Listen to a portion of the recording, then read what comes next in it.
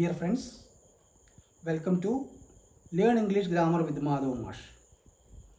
കഴിഞ്ഞ ക്ലാസ്സിൽ ഞാൻ നിങ്ങളോട് പറഞ്ഞത് ആർട്ടിക്കിൾസിനെ കുറിച്ചാണ്. അത് ഏകദേശം ഞാൻ ഒരു 10-60 എക്സാമ്പിളുകളോളം തന്ന് അത് ഞാൻ അവസാനിപ്പിക്കുന്നു. ഇന്ന് ഞാൻ നിങ്ങളോട് പറയാൻ പോകുന്നത് കൺജങ്ഷൻസ് കൊണ്ട് എങ്ങനെ ക്ലോസുകളെ, സെൻറ്റൻസുകളെ, വേർഡുകളെ കൂട്ടിയോജിപ്പിക്കാം, ഏതൊക്കെ തരം കൺജങ്ഷൻസ് ആണ് ഉള്ളത്, ഇവ കൊണ്ട് എന്തൊക്കെ ചെയ്യാം, ഇത്തരം കാര്യങ്ങളാണ് ഞാൻ നിങ്ങളോട് പറയാൻ പോകുന്നത്. അപ്പോൾ പാർട്സ് ഓഫ് സ്പീച്ച് എടുക്കുന്ന നേരത്ത് ഞാൻ നിങ്ങൾക്ക് കൺജങ്ഷനെ കുറിച്ച് പറഞ്ഞു തന്നിട്ടുണ്ട്. എന്നാലും ഇപ്പോൾ ഒന്നും കൂടി ഡീറ്റെയിൽ ആയിട്ട് പറയാം. കാരണം എന്താ വെച്ചാൽ നമ്മളിനി വാചകങ്ങളെ കൺജങ്ഷൻ കൊണ്ട് യോജിപ്പിക്കാൻ പോവുകയാണ്, ക്ലോസുകളെ യോജിപ്പിക്കാൻ പോവുകയാണ്. അപ്പോൾ അത് 10ാം ക്ലാസ്സിലും ഡിഗ്രിക്കും 8ാം ക്ലാസ്സും 9ാം ക്ലാസ്സിലും ഒക്കെ അറിഞ്ഞിരിക്കേണ്ട കാര്യങ്ങളാണ്. അപ്പോൾ അത് വളരെ നിസ്സാര കാര്യമാണ്, പക്ഷേ വളരെ ശ്രദ്ധിച്ചില്ലെങ്കിൽ തെറ്റാൻ ഇടവരും. അപ്പോൾ ഞാൻ നിങ്ങൾക്ക് പറഞ്ഞു തരാം. Conjunctions are of 2 types: coordinative conjunction and subordinative conjunction. എന്താ ഞാൻ പറഞ്ഞത്? Coordinating or coordinative conjunction or subordinative conjunction. Coordinative conjunctions connect. Generally, a conjunction joins 2 clauses, 2 sentences, 2 words, 2 phrases, whatever it is. സാധാരണ 2 പദങ്ങളെയോ 2 പദസമൂഹങ്ങളെയോ 2 വാക്യങ്ങളെയോ 2 വാചകങ്ങളെയോ യോജിപ്പിക്കാൻ ഉപയോഗിക്കുന്ന പദമോ പദങ്ങളോ ആണ് കൺജങ്ഷൻ, ഘടകം എന്ന് നമ്മൾ പറയും മലയാളത്തിൽ. അപ്പോൾ what is A conjunction? Conjunction is A word or words which joins together 2 words, 2 phrases, 2 clauses or 2 sentences. 2 പദങ്ങളെയോ 2 പദസമൂഹങ്ങളെയോ 2 വാക്യങ്ങളെയോ 2 വാചകങ്ങളെയോ കൂട്ടിച്ചേർക്കാൻ ഉപയോഗിക്കുന്ന പദമോ പദങ്ങളോ ആണ് conjunctions. And conjunctions are of 2 types. ഒന്ന് കോർഡിനേറ്റീവ് കൺജങ്ഷനും 2 സബോർഡിനേറ്റീവ് കൺജങ്ഷൻ. ഈ സബോർഡിനേറ്റീവ് കൺജങ്ഷൻ, കോർഡിനേറ്റീവ് കൺജങ്ഷൻ പൊതുവെ ഈക്വൽ റാങ്കിലുള്ള ക്ലോസുകളെയും ഫ്രേസുകളെയും സെൻറ്റൻസിനെയുമാണ് യോജിപ്പിക്കുക. Equal rank, mainly main clauses എന്ന് നമുക്ക് പറയാം. അപ്പോൾ ആ കോർഡിനേറ്റീവ് കൺജങ്ഷൻ ഉപയോഗിച്ചിട്ടാണ് ഒരു വാചകത്തിന് 2 വാചകങ്ങളെ നമ്മൾ കൂട്ടിച്ചേർത്തുള്ള 2 ക്ലോസുകളെ കൂട്ടിച്ചേർത്തുള്ളതെന്നുണ്ടെങ്കിൽ നമുക്കപ്പോൾ മനസ്സിലാക്കാം. അപ്പോൾ കോർഡിനേറ്റീവ് കൺജങ്ഷനെ കുറിച്ച് അറിയണം. അപ്പോൾ കോർഡിനേറ്റീവ് കൺജങ്ഷൻ ഉപയോഗിച്ചിട്ടുണ്ടെങ്കിൽ അതിൻ്റെ സൈഡിൽ 2 സൈഡിലുമുള്ള ക്ലോസുകൾ ഈക്വൽ റാങ്കിലുള്ളവരായിരിക്കും. അതായത് പ്രത്യേകിച്ചും മെയിൻ ക്ലോസുകളെയാണ് ഈ കോർഡിനേറ്റീവ് കൺജങ്ഷൻ കണക്ട് ചെയ്യാനായിട്ട് ഉപയോഗിക്കുക, കൺജങ്ഷൻ കൊണ്ട് കണക്ട് ചെയ്യാൻ ഉപയോഗിക്കുന്നത് മെയിൻ ക്ലോസുകളെയാണ്. അപ്പോൾ അങ്ങനെ വ്യത്യസ്തമായ different types, a lot of conjunctions are there. Coordinative ഇപ്പോൾ and, but, still, or, nor, neither or, either or, not only, but also, ഇതൊക്കെ കോഓർഡിനേറ്റീവ് കൺജങ്ഷനാണ്. അപ്പോൾ ഈ കോർഡിനേറ്റീവ് കൺജങ്ഷൻ കാണുമ്പോൾ നിങ്ങൾ മനസ്സിലാക്കണം, മെയിൻ ക്ലോസുകളാണ് കണക്ട് ചെയ്തിരിക്കുന്നത്. അതേസമയം ഒരു മെയിൻ ക്ലോസിനെയും ഒരു സബോർഡിനേറ്റ് ക്ലോസിനെയും കൂടി കൂട്ടിച്ചേർക്കാൻ ഉപയോഗിക്കുന്ന കൺജങ്ഷനെ സബോർഡിനേറ്റിംഗ് കൺജങ്ഷൻ എന്ന് പറയും. എന്തിനാ സബോർഡിനേറ്റീവ് കൺജങ്ഷൻ എന്ന് പറയും? ഒരു മെയിൻ ക്ലോസ്, അതായത് they are not of equal ranks. അപ്പോൾ ഈക്വൽ റാങ്ക്സിലില്ലാത്തതായ ക്ലോസുകളെ യോജിപ്പിക്കുമ്പോൾ നമ്മൾ ശ്രദ്ധിക്കേണ്ട കാര്യം, അത് സബോർഡിനേറ്റ് കൺജങ്ഷനാണ് ഉപയോഗിച്ചിരിക്കുന്നതെന്ന് മനസ്സിലാക്കണം. അപ്പോൾ കോർഡിനേറ്റീവ് കൺജങ്ഷൻ മെയിൻ ക്ലോസുകളെ കൂട്ടാനും, സബോർഡിനേറ്റീവ് കൺജങ്ഷൻ മെയിൻ ക്ലോസിനെയും സബോർഡിനേറ്റീവ് ക്ലോസിനെയും കൂട്ടാനും ഉപയോഗിക്കുന്നു. അതായത് 2 ഈക്വൽ റാങ്ക് ആയിരിക്കില്ല എന്നർത്ഥം.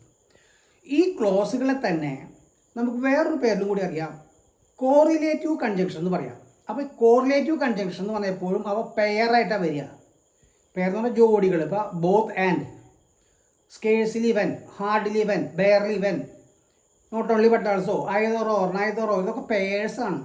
ഇത് കോർഡിനേറ്റീവ് ആവാം, സബോർഡിനേറ്റീവ് ആവാം. കോർഡിനേറ്റീവ് കൺജങ്ഷൻ എന്തിനാ ഉപയോഗിക്കാം? മെയിൻ ക്ലോസിനെ, ഈക്വൽ റാങ്കിലുള്ള ക്ലോസുകളെ കൂട്ടാൻ. സബോർഡിനേറ്റ് കൺജങ്ഷൻ മെയിൻ ക്ലോസും സബോർഡിനേറ്റ് ക്ലോസിനെയും കൂട്ടാനാണ് സബോർഡിനേറ്റ് കൺജങ്ഷൻ ഉപയോഗിക്കുക. ഈ 2 ക്ലോസുകൾ, ഈ 2 തരം കൺജങ്ഷൻസും മൂന്നാമതൊരു പേരിൽ അറിയപ്പെടുന്നതാണ് കോറിലേറ്റീവ്. എന്താ കോറിലേറ്റീവ് എന്നാണ് ഉദ്ദേശിക്കുന്നത്? പെയറായിട്ട് അവർ വരിക. അപ്പോൾ കോറിലേറ്റീവ് കൺജങ്ഷൻ സബോർഡിനേറ്റീവ് ആവാം, കോർഡിനേറ്റീവ് ആവാം. അപ്പോൾ ആയതുകൊണ്ട് ഇപ്പോൾ കൺജങ്ഷനെ കുറിച്ച് ഏകദേശം പിടികിട്ടി. ഇനി ഈ കോർഡിനേറ്റീവ് കൺജങ്ഷൻസും സബോർഡിനേറ്റീവ് കൺജങ്ഷനും അതായത് കോറിലേറ്റീവ് കൺജങ്ഷനും ഒക്കെ ഉപയോഗിച്ച് വാചകങ്ങളെ എങ്ങനെ കൂട്ടിച്ചേർക്കാം. ഐദർ ഓർ കൊണ്ട് രണ്ട് വാചകങ്ങളെ കൂട്ടിച്ചേർക്കാനായിട്ട് നമുക്ക് പരീക്ഷയ്ക്ക് തന്നു. എന്ത് ചെയ്യും? കിട്ടില്ലെങ്കിൽ എന്ത് ചെയ്യും? നോട്ട് ഓൺലി ബട്ട് ഓൾസോ കൊണ്ട് ഉപയോഗിക്കേണ്ടി വന്നു. ഐദർ ഓർ കൊണ്ട് ഉപയോഗിക്കേണ്ടി വന്നു, ഐദർ ഓർ കൊണ്ട് ഉപയോഗിക്കേണ്ടി വന്നു, ഓർ കൊണ്ട് ഉപയോഗിക്കേണ്ടി വന്നു, നോർ കൊണ്ട് ഉപയോഗിക്കേണ്ടി വന്നു, ആൻഡ് വേണം, യെറ്റ് വേണം, അപ്പോൾ ആയതുകൊണ്ട് സ്റ്റില്ല് വേണം. അപ്പോൾ ഇതൊക്കെ വെച്ച് എങ്ങനെ കൂട്ടി യോജിപ്പിക്കാമെന്നാണ് ഞാൻ ഇനി അടുത്ത ക്ലാസ്സിൽ പറയാൻ പോകുന്നത്. ഇത്രയും പറഞ്ഞ കാര്യങ്ങൾ ഞാൻ ബോർഡിൽ കൃത്യമായിട്ട് വിവരിച്ചിട്ടുണ്ട്. ഇനി നിങ്ങൾ ബോർഡിലേക്ക് തിരിയുക. അതിൽ എഴുതിയിൽ വരെ തെറ്റുണ്ടെങ്കിൽ ഞാൻ നിങ്ങൾക്ക് അപ്പോൾ തന്നെ സൂചിപ്പിക്കാം, വായിക്കാം. A conjunction is a word or words which merely joins words, clauses or sentences. Words, clauses or പദങ്ങൾ, വാക്യങ്ങൾ, വാചകങ്ങൾ, ഫ്രേസിനും വേണമെങ്കിൽ കൂട്ടാം. Conjunctions are of two types. രണ്ട് തരം conjunctions: coordinating conjunction, subordinating conjunctions. എത്രയാണ്? Coordinating conjunction, subordinative conjunction. Coordinate, അതെ, ഇതിൽ ചെറിയ സ്പെല്ലിംഗ് വ്യത്യാസം വന്നിട്ടുണ്ട്. കോട്ടെ, കോർഡിനേറ്റിംഗ്, കോർഡിനേറ്റിംഗ് എന്നാണ് സാധാരണ എഴുതുക, ഓർ. അപ്പോൾ coordinating conjunctions join together two statements of or clauses of equal ranks. Coordinating conjunction എന്തിനാ ഉപയോഗിക്കുക? രണ്ട് സ്റ്റേറ്റ്മെൻറ്റുകളെയോ രണ്ട് ക്ലോസുകളെയോ ഈക്വൽ റാങ്കിലുള്ളത്, അതായത് മെയിൻ ക്ലോസുകളെയാണ് സാധാരണ അത് യോജിപ്പിക്കാറുള്ളത്.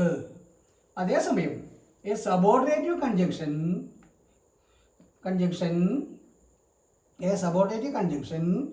joins a subordinative clause and a main clause. A subordinative clause and a main clause. ഈ joints വേണ്ടി അവിടെ ചെറിയ പ്രശ്നം വന്നിട്ടുണ്ട്. ഇവിടെ ഏന്ന് വെച്ച് കഴിഞ്ഞാൽ പിന്നെ ഏകവചനമല്ല, അപ്പോൾ കൺജങ്ഷൻസ് വയ്ക്കാൻ പറ്റില്ല. കൺജങ്ഷൻ അപ്പോൾ വെർബിനോടുകൂടി എസ് ചേർക്കാം. Joins a subordinative clause and a main clause. Among these two types, some conjunctions are used in pairs. ഈ പറയുന്ന രണ്ട് കോർഡിനേറ്റീവിലും സബോർഡിനേറ്റീവിലും ഉള്ള കൺജങ്ഷൻസ് പെയർ ആയിട്ട് വരുമ്പോൾ, പെയർ എന്ന് പറഞ്ഞാൽ ജോഡിയായിട്ട് വരുമ്പോൾ, ദേ ആർ കോൾഡ് കോറിലേറ്റീവ്